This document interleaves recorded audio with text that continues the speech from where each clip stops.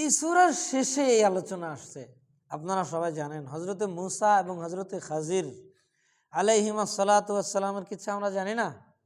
হযরত মূসা আলাইহিস সালামকে আল্লাহ হযরত খাজিরের সাক্ষাতের জন্য প্রেরণ করলেন, যাও ওখানে মাজমাউল বাহরাইন। কোথায় যাব আল্লাহ, তাকে কিভাবে পাবো? তো আল্লাহ পাক নিশানি দিলেন যে তুমি একটা বড় একটা মাছ এইটা ভাজি করে ব্যাগের মধ্যে করে নিয়ে যাও, ক্ষুধা লাগলে খাবে, আর যেটা থেকে যায় ব্যাগের মধ্যে করে নিয়ে যাবে।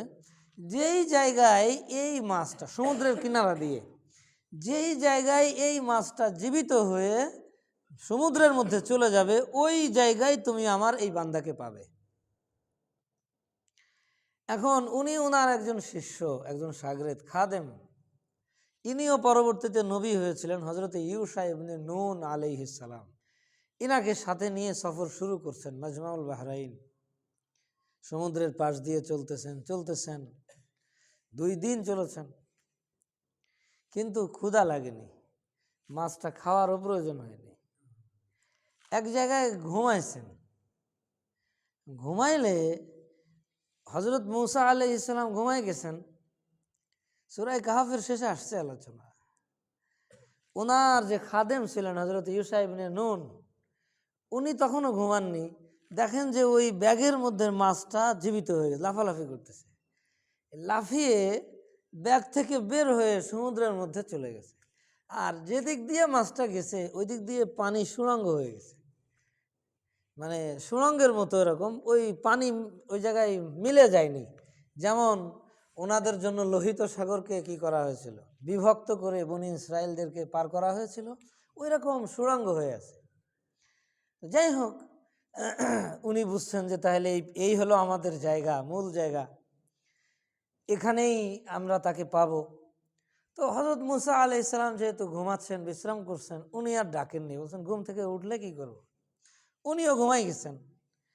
ঘুম থেকে উঠার পর ওনার আর খেয়াল নেই, তড়িঘড়ি করে হয়তো হযরত মূসা আলাইহিস সালাম ডেকেছেন যে চলো।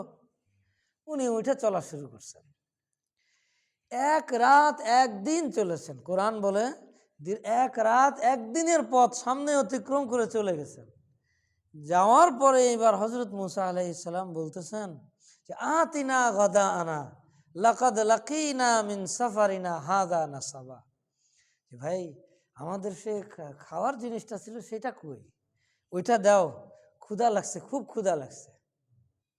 তখন ওনার মনে পড়ছে, হযরত আমি তো বলতে ভুলে গেছি, আসল ব্যাপার তো এই ঘটছে।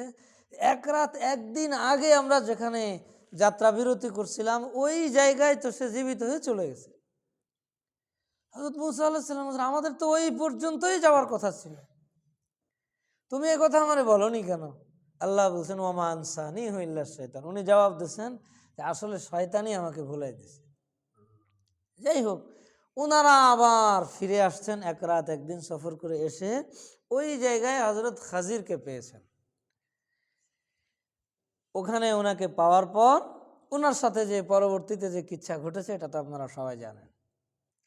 এখানে আমি আমার যেটা বলা উদ্দেশ্য, মুফাসসিরিন কিরাম বিশেষ করে আল্লামা সুয়ুতি রাহিমাহুল্লাহ আল ইকলিল ফি ইস্তিনবাতিত তানজিল নামে ওনার একটা কিতাব আছে, এর মধ্যে উনি এখানে একটা সুন্দর কথা উনি লিখছেন যে দেখো, যেখান থেকে আল্লাহর নির্দেশ অমান্য শুরু হয়েছে ওই জায়গা থেকেই ওনাদের শারীরিক কষ্ট শুরু হয়েছে। ওনারা তো আল্লাহর নির্দেশ ইচ্ছা করে অমান্য করেননি। ওনাদেরকে যে পর্যন্ত যাওয়ার নির্দেশ ছিল এই পর্যন্ত যাওয়ার আগে ওনাদের ক্ষুধাই লাগেনি, কিন্তু অনিচ্ছা সত্ত্বেও যখন ওনারা আল্লাহর নির্দেশ যে পর্যন্ত ছিল ওইটা ওভারটেক করে অতিক্রম করে দূরে চলে গেছেন। এখন হযরত মূসা আলাইহিস সালাম বলছেন যে আমার তো এই সফরে প্রচণ্ড ক্ষুধা কষ্ট হচ্ছে, খাদ্য আছে কিনা দাও। তো বড়রা লিখছেন যে কষ্ট কোন জায়গা থেকে শুরু হয়েছে, যেখান থেকে আল্লাহ রাব্বুল ইজ্জতের নির্দেশের অতিরিক্ত কাজ ওনারা করা শুরু করছেন। আল্লাহর নির্দেশের বহির্ভূত কাজ যখনই করা শুরু করছেন, যদিও বারবার বলতেছি কোনো নবী আল্লাহর নির্দেশ অমান্য করতে পারেন না। ওনারা কি ইচ্ছা করে করেছিলেন? আল্লাহ নিজেই বলতেছেন যে ওয়ামা আনসানিহু ইল্লা শাইতান, যে যখন হযরত মুসা আলাইহিস সালাম জিজ্ঞাসা করলেন যে তুমি আমাকে জানাইলা না কেন, তখন উনি জবাব দিচ্ছেন যে শয়তান আমারে ভুলাই দিছে, শয়তান আমাকে ভুলাই দিছে। তো ওনারা ইচ্ছা করে করেননি, অনিচ্ছা সত্ত্বেও যেহেতু আল্লাহর নির্দেশের অতিরিক্ত কাজ করে ফেলেছেন। তো দেখুন আমি বলেছি যে গুনাহের দ্বারা শুধু কি হয় না মানসিক কষ্ট, এটা না, শারীরিক কষ্টও শুরু হয়। ওনারা গুনাহ করেননি, আমি সেটা বুঝানোর জন্য আপনাদেরকে বললাম। নবীদের থেকে গুনাহ হয় না, যে মানুষ যখন গুনাহের মধ্যে জড়িয়ে পড়ে তো মানসিক পেরেশানি তো তার আছেই, মানসিক পেরেশানির সাথে সাথে তাদের শারীরিক পেরেশানিও কি হয়, কষ্টও শুরু হয়। ওই যে কষ্ট, শারীরিক কষ্ট শুরু হয়েছে। হযরত মুসা আলাইহিস সালাম তো অত্যন্ত শক্তিশালী একজন যুবক ছিলেন।